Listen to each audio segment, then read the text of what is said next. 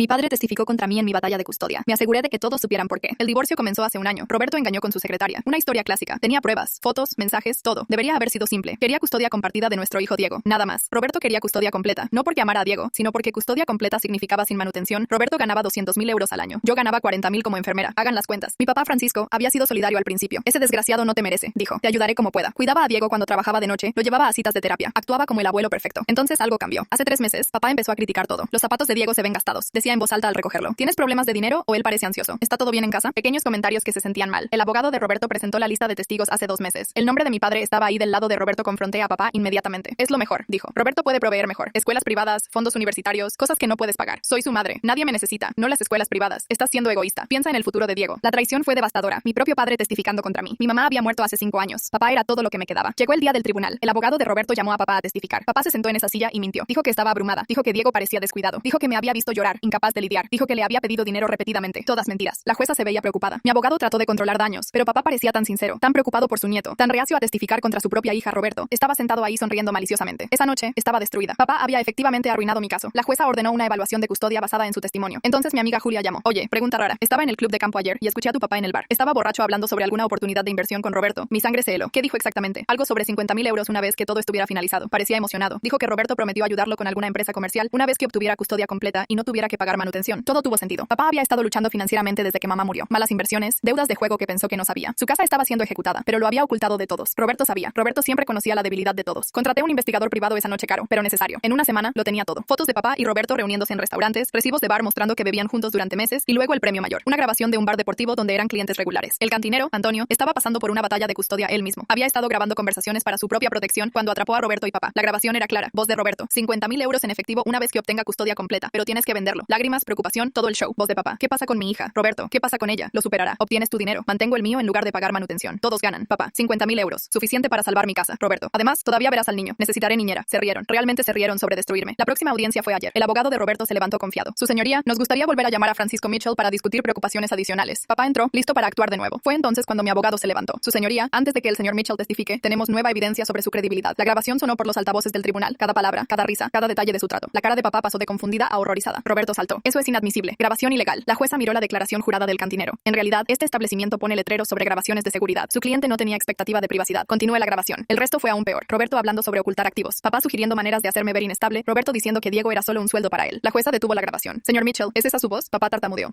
No es lo que parece. Suena como que perjuró por dinero. Suena como una conspiración para cometer fraude de custodia. Suena como que vendió a su propia hija por 50.000 euros. Se volvió hacia Roberto. Y usted sobornando testigos, ocultando activos, refiriéndose a su hijo como un sueldo. He visto suficiente. El fallo fue inmediato. La historia completa está en mi canal y enlazada abajo.